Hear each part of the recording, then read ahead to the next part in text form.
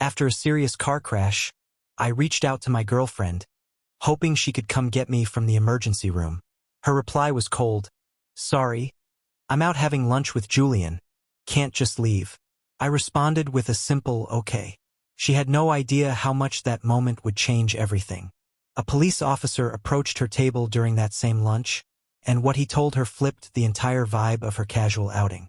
Life has a way of exposing who people truly are when everything goes wrong. I should know. As a paramedic, I've witnessed it countless times. I deal with people on the worst days of their lives. I see how they speak, how they act, and how they treat the ones beside them when things fall apart. I've watched complete strangers hold the hands of dying victims, and I've seen husbands collapse in tears over their injured wives. In all that chaos, I've also seen the best of humanity shine through. But none of that prepared me for what happened with Kate, my girlfriend of 2 years, and the car crash that laid her true nature bare. We shared a home, one I'd worked long and hard to afford. From the outside, everything looked solid. She was outgoing, always the center of attention. I was the quieter, steady type. I thought we balanced each other well. The only thorn in our relationship was Julian, her best friend. A trust fund guy who called himself a consultant, though it mostly looked like fancy lunches and half-baked advice. Their connection was deep, too deep. They had shared jokes I never got, and their endless text chats always seemed just a little too secretive. I don't get jealous easily. My job has taught me patience and control, but their dynamic never sat right with me. It always felt like I was tagging along in their story instead of starring in my own relationship. Still, I gave her the benefit of the doubt. That trust was completely destroyed last Tuesday. I was headed home after a tough shift, rain pouring down, when a kid in a modified Civic ran a red light and smashed right into my driver's side. The crash was brutal. Everything went silent. Then metal twisted and glass exploded. The next thing I remember was being pulled from the wreckage by people I knew, fellow paramedics. I was loaded into the ambulance, dazed and broken. My left arm throbbed, and I could barely think through the pounding in my head. Officer Dave, someone I knew well, leaned in to talk. Your car's totaled, he told me. We'll need to inform your emergency contact. Who should we call? I managed to whisper Kate's name and gave him her number. The ER visit passed in a haze. Painkillers, tests, x-rays, the works. Turned out I had a clean break in my upper arm and a concussion. Luckily, no internal damage. I was battered but alive. About an hour in, a nurse returned. We've tried calling Kate several times, she said. She's not answering. Is there someone else? My heart dropped. I knew exactly where she was. Tuesdays were always her lunch. Dates with Julian. I picked up my cracked phone and texted her with my good hand. Bad accident. I'm at St. Mary's. Arms broken. Car's gone. Can you come? A few minutes passed before the typing bubbles appeared. Then came her reply, one that would permanently shift the direction of my life. OMG, that's awful. So sorry. But I'm in the middle of a really important lunch with Julian. Can't just leave. Maybe take a cab? Let me know how it goes. I stared at her message. Reread it. Painkillers or not, everything suddenly became crystal clear. She wasn't just unavailable. She was consciously choosing to stay seated across from another man while I lay broken in a hospital bed. She was more concerned about her atre than my emergency. Whatever foundation our relationship had left crumbled in that moment. And then, an idea formed, clean, sharp, and fitting.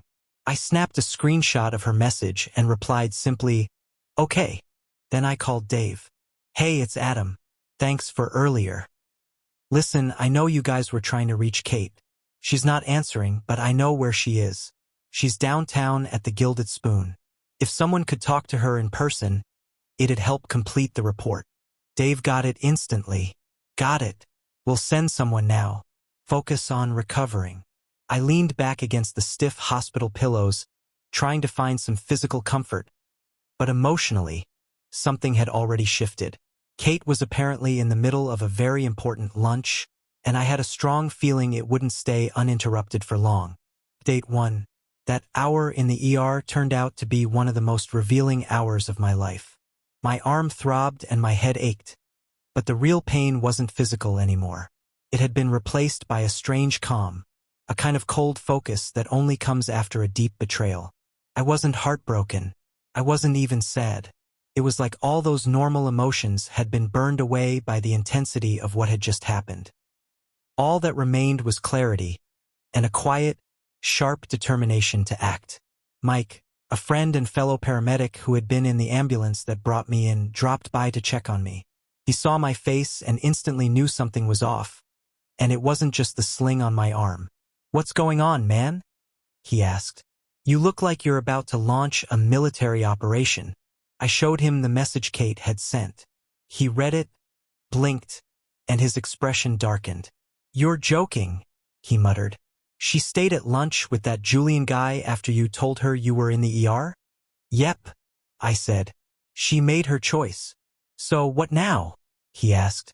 "I already made my move," I replied. "Had an officer sent to her table to deliver the news in person." Mike stared at me, then let out a slow, impressed whistle. "That's cold. Cold and genius." What happened next, I heard later from Officer Dave, who'd gotten the full account from the 2 patrolmen he sent. It exceeded even my expectations. The Gilded Spoon, where Kate and Julian were having their cozy meal, is the kind of upscale place where people go to be seen. All glass, gold finishes, and ego. Kate and Julian had scored a choice table by the window, sipping overpriced rose and laughing like nothing in the world could touch them. Then 2 uniformed officers entered the restaurant. Silence swept the room. People instinctively quieted down. Cops don't just show up to swanky brunch spots without reason. Eyes followed them as they slowly moved through the space, scanning for someone. They stopped at Kate and Julian's table. One of them, tall, serious, with a voice that carried, looked directly at her and asked, "Ma'am, are you Kate Miller?" Kate blinked up at him, clearly annoyed and confused. "Yes," she said. "Is something wrong?" The officer didn't change expression. "We're here to notify you of a traffic incident involving Mr. Adam Sterling. He was involved in a serious crash earlier this afternoon and transported to St. Mary's Hospital with multiple injuries." Kate's face went pale. Julian froze with his wine glass halfway to his lips. But the officer wasn't finished. "His vehicle was completely destroyed in the collision," he continued, keeping his voice even. "You're listed as his emergency contact. We've been trying to reach you for 2 hours. Mr. Sterling advised us we'd find you here." The officer then informed her she'd need to coordinate with the towing company for any belongings left in the car. Each word landed like a punch. Serious collision, ambulance transport, injuries, totaled vehicle, unreachable emergency contact. He wasn't accusing her. He didn't have to. The facts alone told the whole story, loudly and clearly, to every table within earshot. The image was unmistakable. A man recovering in the hospital while his girlfriend enjoyed a light-hearted lunch with another man, ignoring his calls. Julian, according to the officers, gave Kate a look that said everything. Whatever warmth had been between them just seconds earlier vanished. In its place was distance and disappointment, like he had just seen a side of her that couldn't be unseen. The officer finished with one final statement. "That's all, ma'am. You should probably head to the hospital." And with that, the 2 officers calmly walked out, leaving behind a restaurant buzzing with whispers and half-eaten food. In their wake was a woman whose indifference had just been put on public display. Her very important lunch was over, and so, in many ways, was her image. What followed was predictably chaotic. But from my hospital room, I watched it unfold with a detached sort of peace. I was discharged not long after, my arm in a sling and prescriptions in hand. My sister came to collect me. She had always been my real emergency contact anyway. I'd called her after everything with the police was done.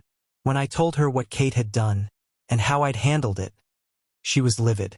Her anger alone could have powered the entire city for a day. After I was discharged, my sister took me back to her place so I could recover in peace. I had no desire to return to my own apartment until every trace of Kate was gone. Unsurprisingly, My phone soon lit up with a storm of calls and messages from her. A flood of panicked texts came through. Adam, I'm heading to the hospital. I'm so sorry. My phone was on silent. That tired, ridiculous excuse again. Then came, where are you? They told me you'd been discharged. Why aren't you answering? I'm seriously freaking out. And then, the shift. Swift and telling. This is all your fault. You embarrassed me on purpose. You had cops show up to humiliate me during my lunch. I didn't respond to any of it. I blocked her number without a second thought. The truth of what really happened came from a surprising source, Julian. He apparently had no intention of being dragged into her personal disaster. That evening, he reached out to me on social media. His message was brief but blunt. Hey Adam, we haven't met properly, but I was with Kate today. I had no clue about your accident until the police came. As soon as they left, I paid for my half and walked out. The way she reacted or didn't react to something that serious? That's not someone I want in my life. I'm sorry if I contributed to the drama. I'm cutting ties with her. Wishing you a fast recovery. Sure, part of it was probably to clear his own conscience, but that didn't matter. The outcome spoke for itself. I hadn't just removed Kate from my life. I had exposed her, to him, to everyone. In one afternoon, she lost her boyfriend and her so-called best friend. With my sister's help, the final steps of my plan were carried out smoothly. While I rested, she handled the logistics like a pro. She contacted a moving company that specialized in post-breakup removals and met them at my apartment the next day. Every single item of Kate's was packed. Clothing, shoes, books, toiletries, all boxed and stacked neatly in the living room. Then my sister called in a locksmith. The locks were changed. Access revoked. Finally, she sent an email from a brand new address with the subject line, Retrieval of Personal Property. It read, Kate, this is formal notification that your relationship with Adam Sterling has ended. As you are not on the lease for his apartment, your occupancy is also terminated. All of your personal belongings have been boxed. You have 48 hours to arrange professional pickup. Contact me via this email to schedule a 2-hour time slot. You will be granted access only during that window to retrieve your property. You are not permitted to remain on the premises afterward. Any items not collected within 48 hours will be considered abandoned and disposed of. Any attempt to contact Adam directly will be treated as harassment. It was professional. It was airtight. And it was final. She had abandoned me when I needed her most. Now I was returning the favor with calm, clinical detachment. 7 months have passed since the crash. My arm is fully healed. The concussion is just a memory. My life, once clouded by chaos, is now still and peaceful. As instructed, Kate reached out to my sister to schedule her item pickup. Word is, she showed up with her father. She looked quiet, tired, embarrassed. She said nothing during the whole visit, just directed the movers, picked up her boxes, and left the key on the counter. I've heard bits and pieces about what happened after. The incident at the Gilded Spoon became infamous among her friends, a cautionary tale that refused to be spun in her favor. No explanation she gave could rewrite the facts. She was the woman who ignored her boyfriend in the hospital to sip wine at brunch. She lost most of her social circle, not because they liked me, but because she made them look bad by association. No one wanted to defend that kind of behavior. A month ago, she tried to contact me again. She sent a long, rambling email, full of half-baked excuses and desperate justifications. She claimed she panicked, claimed Julian pressured her, claimed she wasn't thinking clearly. She wrapped it up with, I miss the stability we had, and I've learned my lesson. I didn't reply. I just created a new email filter that sends anything from her straight to the trash. The real revenge was never about the police visit or public shame. That was just the delivery system. The actual justice was in the calm, unwavering way I removed her from my life. She treated me like I was optional, just background noise in her exciting, self-centered narrative. So I rewrote the story and removed her from it entirely. She lost someone steady, kind, and real. I regained peace. She didn't just fail when it mattered. She completely abandoned the test. And when the results came in, she had to live with them. The empty apartment, the unanswered calls, the quiet, undeniable consequence of what she'd done. She skipped the hospital to avoid ruining her lunch plans. In the end, it was me who walked away healed, because the infection in my life was her. If you liked the video, please subscribe my channel. Thanks for watching.